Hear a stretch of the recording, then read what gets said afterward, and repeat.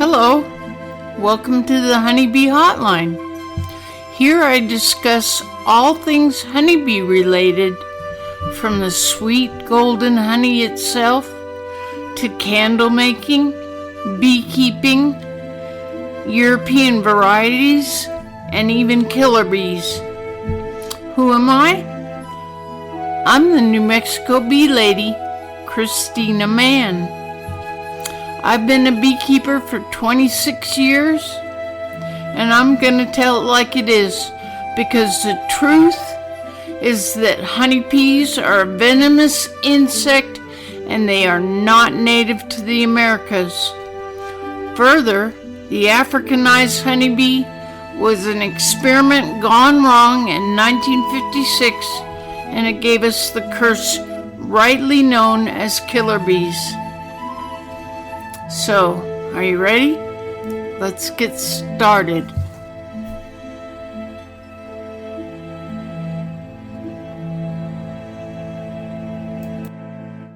Good morning. I'm the New Mexico bee lady, Christina Mann. I'm coming to you from the recording studios of Radio KCCC, and my guest today is Johnny Chandler, the broadcast owner. How are you doing today, Christina? I'm doing excellent. How are you? I'm doing good. Let's also not be remiss to let everybody know that we record at Southeast New Mexico College as well, and that the radio station has a partnership with the college. And so the studio is actually in the library at the college right now, but it's wonderful. It's a great temperature, and this community college is great, so you should come and check it out sometime. It's a mobile recording studio. No doubt. Okay, my topic today is don't save the honeybees.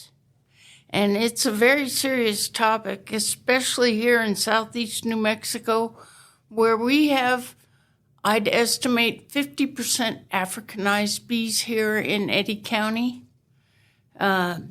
Some people are amazed by that statistics. I'm going to have to challenge you right away, Christina. I think that's why you had me on. So Yep. I'm going to ask a question real quick. We'll start with that. So don't save the honeybees, right? But also, all I hear you talk about is how the honeybees are in danger from the Africanized bees, right? So how can it be don't save the honeybees, but also protect them from the Africanized bees? How can both be true at the same time? Well, the honeybee is a European domesticated insect. Who thrives and who does well here? Sometimes, yeah. But they're not native to the Americas. Well, the Africanized bees aren't native to the Americas either. No, they're native to Africa. So you want to get rid of all bees? No, I'm a beekeeper. I Okay. love my beehives. All right, well, explain a little further for us because you've got me all confused. Well, in 2008, saw the advent of widespread neonicotinoid pesticides. If you know anything about pesticides, it was developed by Bayer and Shell companies, and the word root neonicotinoid has the word nicotine in it. Nicotine is a very toxic substance. Well, humans really enjoy nicotine. You know that, right? Yeah, Humans are highly addicted to nicotine. it's very addictive. Right. So you talked about Neo, meaning new. Yeah. Nicotinoids, and Neonicotinoid. it was a compounded substance which was turned into pesticides, and it's very effective. It kills all insects, Except for bees. including bees. So why would so they produce that to do other crops and it just kills the insects to Yeah. protect the crops? Okay. Yeah. So if it kills the bees, then you don't want to save the bees. Why not just put that stuff everywhere? I don't not want to save the bees.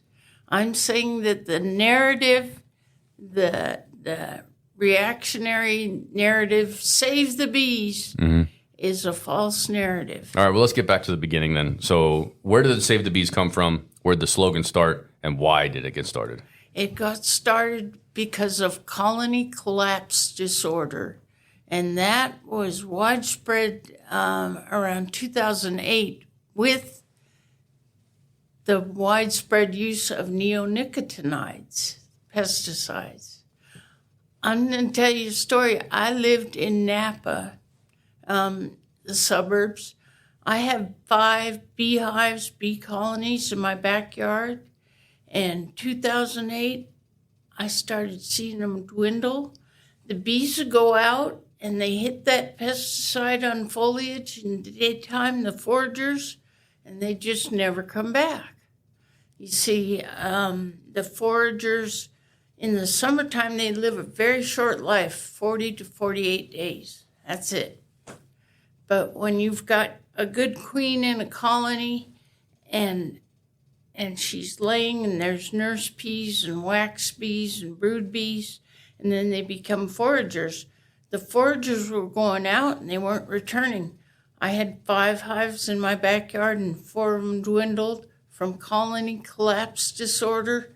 And I moved the 50 miles away over into Pope Valley where there was cattle ranching.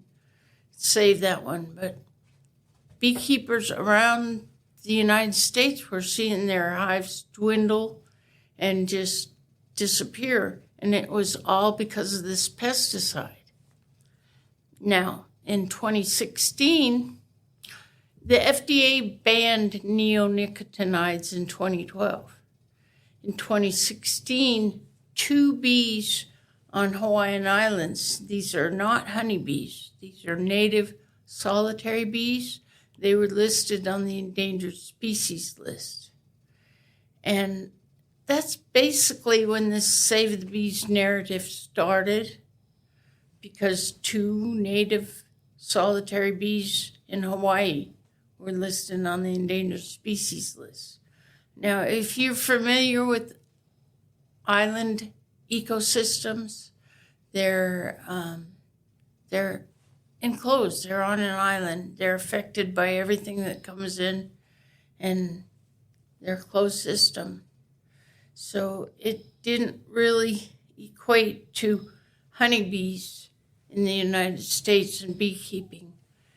It would be like in the early 18th century when people discovered the dodo bird on the island archipelagos and they just killed them to the extinction because they were large and they were meat for sailing ships.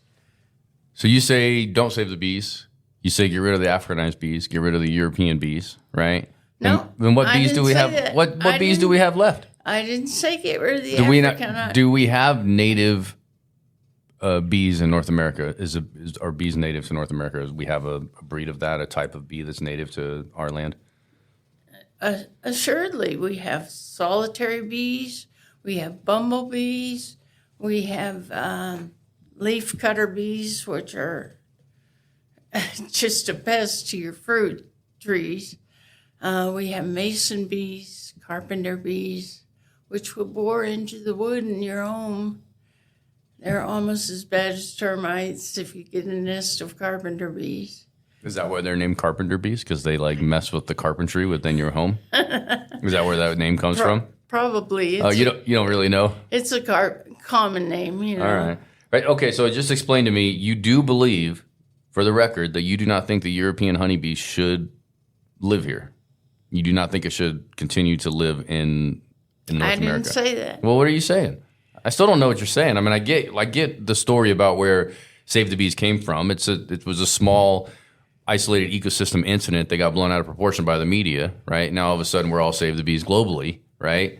But tell me, I don't know what I still don't know where you're at. I still don't know where you lie. Okay. I'm a beekeeper. I have beautiful European bees. They're good bees. I want to save my bees. I'm on the field watch. Don't spray my neighborhood, my apiaries. Please don't kill my European bees. But if we're talking Africanized bees, you better be on your game, and they need to be destroyed. I get calls all the time of people wanting me to remove bees, and I'll say, sure, I do that. It's called a cutout. But they don't want me to kill the bees. Well, if they're Africanized, I'm going to destroy them. Do you charge money for your service? I ask for donations. What's a typical donation you think you get? Like, I mean, what would be a fair donation? Let's put it out there so when people call you, at least they have an idea of what helps keep the only beekeeper in Eddy County of record going, right? Well, it's not a free enterprise. For senior citizens, I'll charge $50 to cut out. Got it. But it doubles if they're Africanized. Oh, because it's more dangerous for you. Oh, yeah. And you have to, okay, so depending on the type of bee that it is will affect the price. You're asking for a $50 minimum donation for your trouble. You're also relieving an issue that they have in the backyard, right? Or on their property that's hurting themselves, their bees, their fruit trees, whatever, all right? Or literally remodeling the interior of their house, whatever the bees may be doing. So $50 minimum donation is nice. I mean, but it's a donation. So if you don't have it, you got to get rid of these bees. Christina's here for you still. Right. That's right. But let's help out with the donation aspect of that, right? So let me ask you a question. You know, you're on the radio now. This is your radio show, the HoneyBee Hotline. And so how can somebody help you with donations if they're listening? Like, what's the best way for somebody to give you a donation, right? Are you set up for that yet? No, I'm not set up for that. So you're doing some pretty good stuff here in the community, right? You're unique. You have a unique skill set, and you really are trying to make sure that the pollinators in our community are healthy, good pollinators for everybody else as well, right? Oh, yeah. Okay, all right, so good. So let's think of these things, right? Let's think of the idea that how can I set up to where I can potentially get donations from individuals that want to help the cause. There are people out there that support what you're doing tremendously, so we just got to tap into them and find them. And they're listening to it now, so know that we're talking about you as well, radio listeners, right? Now, I want to shift gears. You emailed me, I think, last week, over the weekend. I can't remember what day it was exactly, about some type of story involving bees that I felt like was kind of horrifying. Is that true? It definitely was. Well, let's hear it. Right in my neighborhood, I mean, like 4 blocks away from me in La Huerta. Old timers call it La Huerta. Yeah, no, we're gonna sidetrack real quick on La Huerta and La Huerta because I come from Albuquerque in northern New Mexico, right? And if it's a Spanish name, it's pronounced with the Spanish accents, right? But I came down here and they're like, well, you know, we were looking to buy a house. We're like, well, look at La Huerta. La Huerta's got nice houses. I was like, La Huerta? I saw a sign that says La Huerta, right? But I didn't see a sign that said La Huerta. And so I sidetrack but also think about this, Christina. This is another conversation for me and you. The city of Amarillo, right?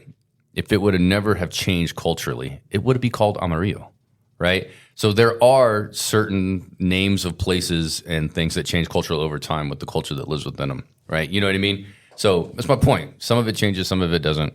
That's a huge sidetrack. But anyways, La Huerta, thank you for pronouncing it the way that I've always assumed that it should be. I'm not offending anybody that calls it La Huerta, to each your own. All right? Go ahead. I got a call in my neighborhood, like half a mile away at most. A man... dogs were attacked by a swarm of Africanized bees, and they were a black cloud on the sky.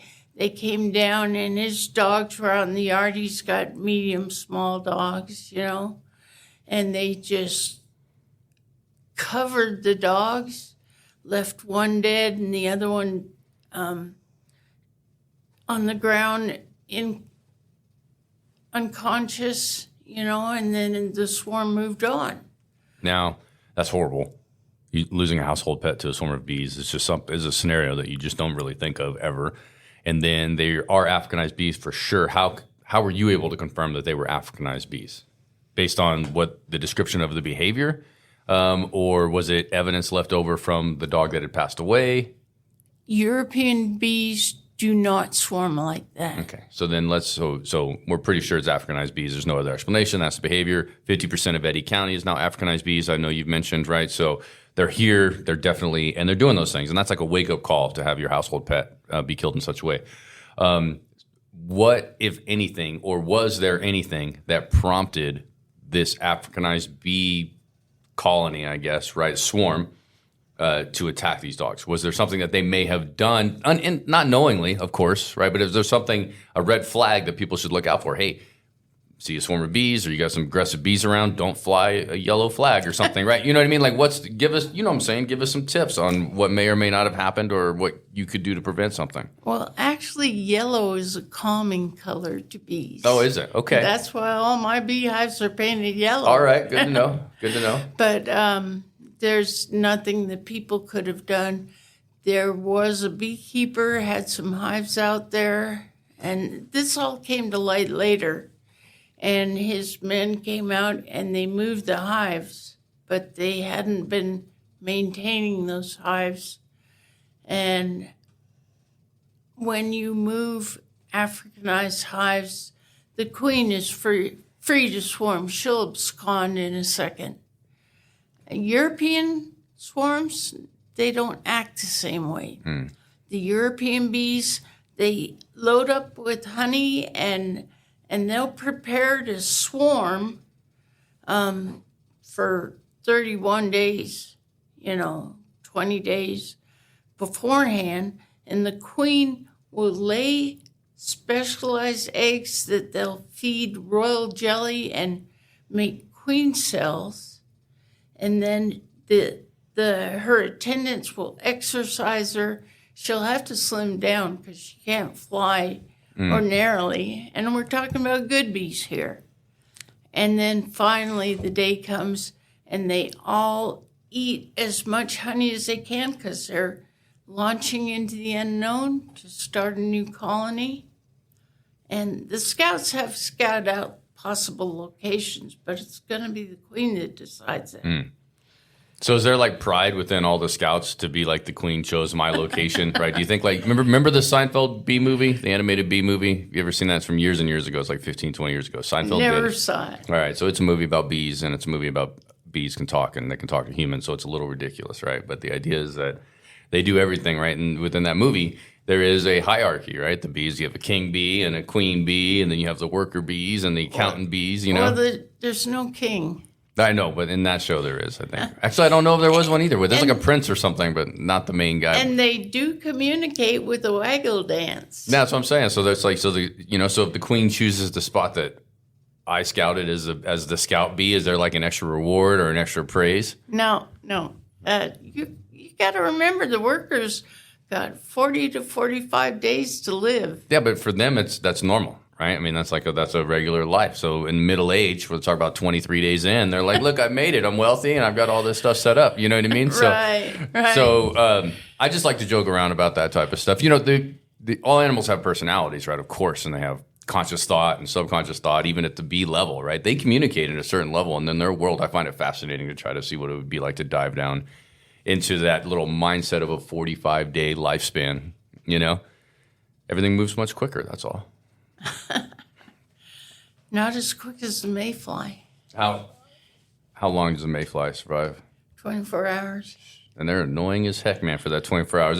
See what I'm saying? In that 24 hours, that thing goes from infancy to bugging the heck out of everybody and dying. I mean, that full life in 24 hours probably had more fun than we did, too. Okay, back on topic, Johnny. All right, so where are we going with this on the bees? What's next? The Africanized bees left the beehives when the beekeepers came out to move them, and they just formed a black cloud, and it was nasty. So you're like hunting that swarm now, or what?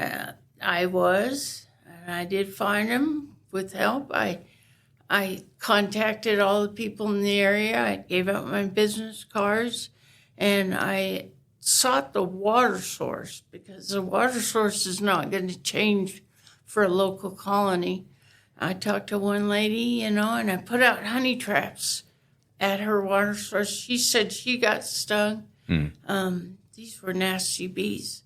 And when I found her pond, there were some bees there. They were very defensive, and I said to her, this colony is about 100 yards from your pond. And when I finally found it, it was 120 yards. Yep. So when you see a swarm, or you have video of a swarm, or you see a hive of Africanized bees, do you have the ability to kind of guesstimate how many actual bees there are in that colony? Yeah. Like, give me an idea of how many bees are in a traditional colony. Numbers. Ooh, it depends on how many honey supers you got on there. Well, I was just okay. Give me one of your hives in your backyard as an example. Just one. I've only got about 5,000 in my biggest one right now. Okay, so one hive is 5,000 bees. Right. And you're saying that's not really that great. This is a mature hive. As a mature hive, is 5,000 bees. What's like the largest hive you've ever seen numbers-wise?